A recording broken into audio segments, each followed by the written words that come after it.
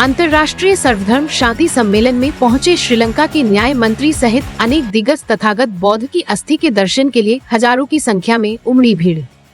खबर मध्य प्रदेश के जिला बैतूल की तहसील आमला से गगन मलिक फाउंडेशन के बैनर तले आयोजित सर्वधर्म शांति सम्मेलन का जबरदस्त तरीके से लवकुशनगढ़ की डिप्टी कलेक्टर निशा बांगरे के आमला में नवनिर्मित आवास पर शुरुआत हुई। इस दौरान विदेशी मेहमान भी बड़ी संख्या में पहुंचे। कार्यक्रम में सर्वप्रथम राष्ट्रगान किया गया। इसके उपरांत श्रीलंका के न्याय मंत्री विजयदासा राज ने अमर शहीदों को नमन करते हुए श्रद्धासुमन अर्पित किए। तत्पश्चात कार्यक्रम में पधारे हुए अतिथियों का सम्मान स्वागत किया गया।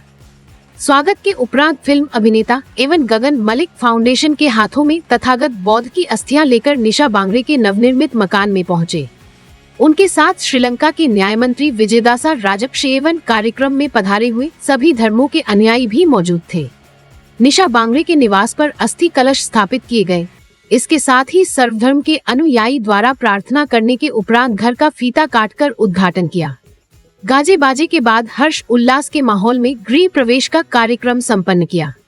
गगन फाउंडेशन इंडिया द्वारा आयोजित सर्वधर्म शांति सम्मेलन एवं विश्व शांति पुरस्कार कार्यक्रम में हजारों के जन समुदाय के साथ श्रीलंका के न्याय मंत्री विजयदासा राजपक्षे, नवीन गुणरत्ने अध्यक्ष Light Asia Foundation Sri Lanka, Sokya Chom, personal assistant प्रधानमंत्री कार्यालय गगन मलिक फाउंडेशन के हेड डो Gagan Malik Sri Lanka, World Alliance of Buddhist के अध्यक्ष डो Pornchai Piyapong Thailand, sister Mithila Bangladesh, Sabuj Barua Bangladesh, sister Niniye Myanmar, डो ली कीट यांग दुबी, फाई यान वियतनाम, डो Yo Moon South Korea, captain Natki Thailand, डो पोंगसांग थाईलैंड और अन्य देश के विदेशी मेहमान सहित परिवार के सदस्यों के साथ कार्यक्रम के संयोजक सुरेश अग्रवाल, कार्यक्रम के कर्ताधर्ता मोहन बाकोड़े भी मौजूद थे।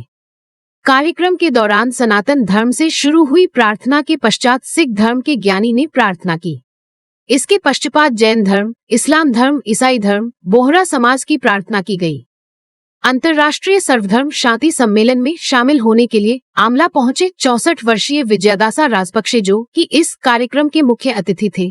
निशा बांगरे द्वारा आयोजित इस कार्यक्रम में हिंदू, मुस्लिम, सिख, ईसाई एवं सभी धर्म के अनुयायी ने पहुंचकर निशा बांगरे द्वारा किए गए इस महान कार्य की सराहना करते हुए कहा कि जब भी बैतूल ही नहीं पूरे देश में सर्वधर्म से संबंधित कोई भी कार्यक्रम होते हैं तो वहां प्रशासन ने भी अपना पूरा सहयोग करना चाहिए।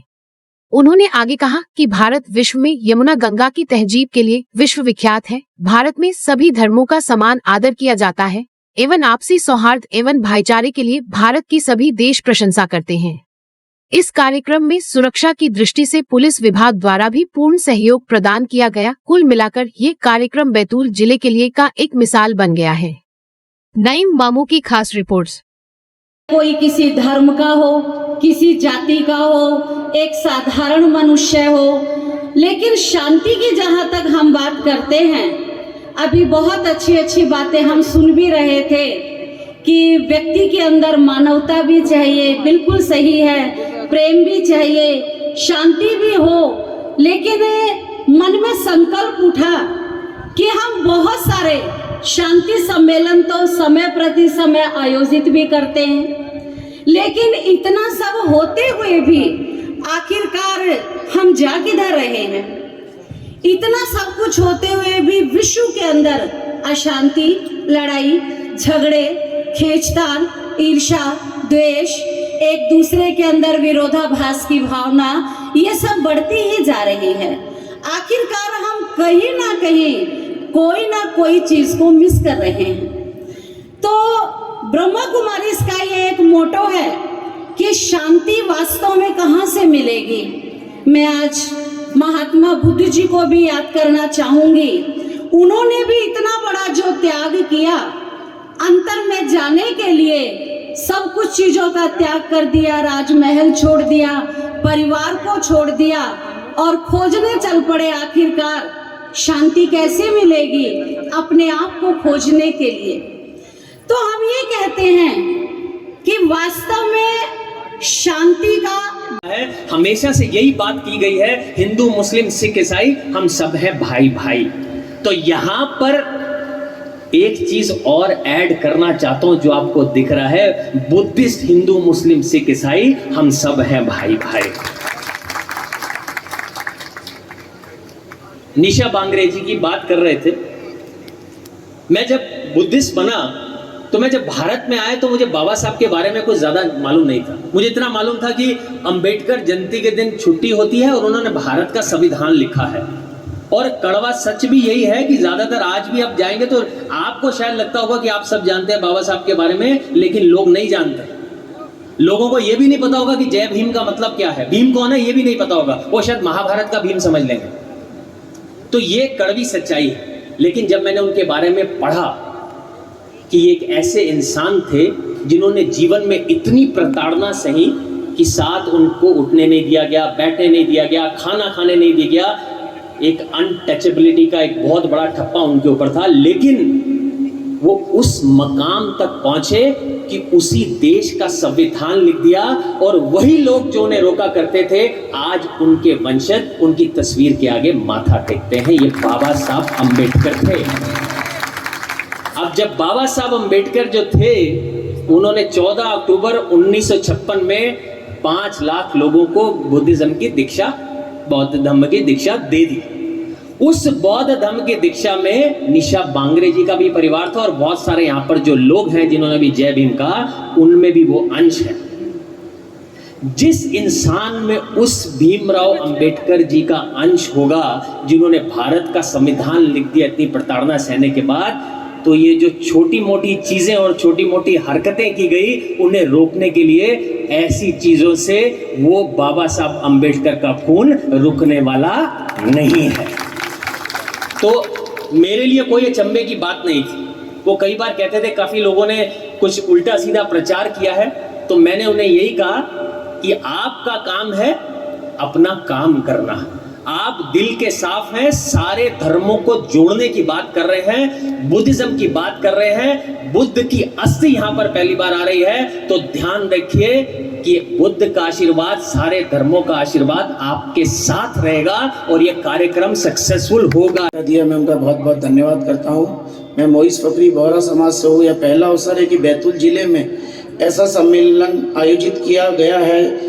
यह एक ऐतिहासिक पहल है जो आने वाले समय में बैतूल का गौरव बनेगी।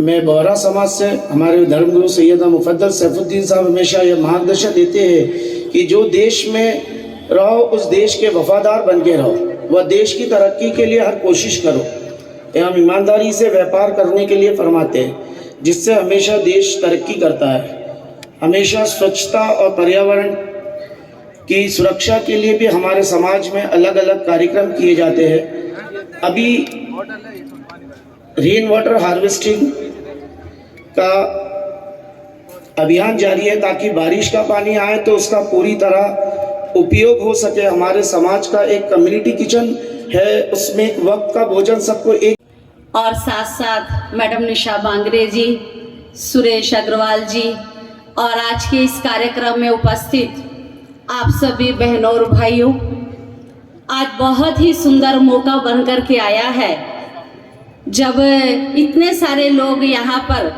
विश्व शांति के लिए दुआएं करने के लिए इकट्ठे हुए हैं।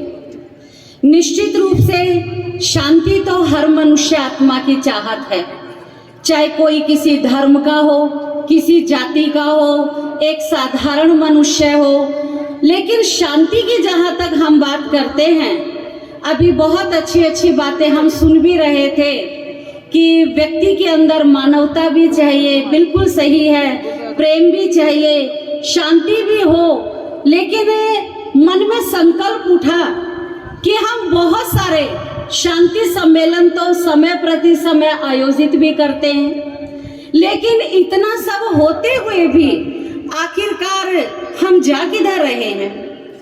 इतना सब कुछ होते हुए भी विश्व के अंदर अशांति, लड़ाई, झगड़े, खींचतान, ईर्ष्या, द्वेष, एक दूसरे के अंदर विरोधाभास की भावना, ये सब बढ़ती ही जा रही है। आखिरकार हम कहीं ना कहीं कोई ना कोई चीज को मिस कर रहे हैं। तो ब्रह्मा कुमारी इसका ये एक मोटो है कि शांति वास्तव में कहाँ से मिलेगी। मैं आज महात्मा बुद्ध जी को भी याद करना चाहूंगी।